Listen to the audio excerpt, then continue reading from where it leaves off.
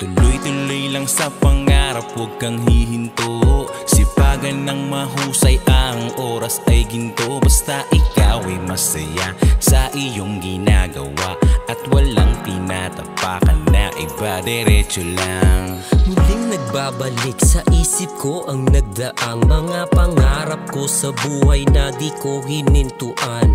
Bakas nang lumipas kung saan ako namulat, hakbang na di mabilang at hindi na rin masukat.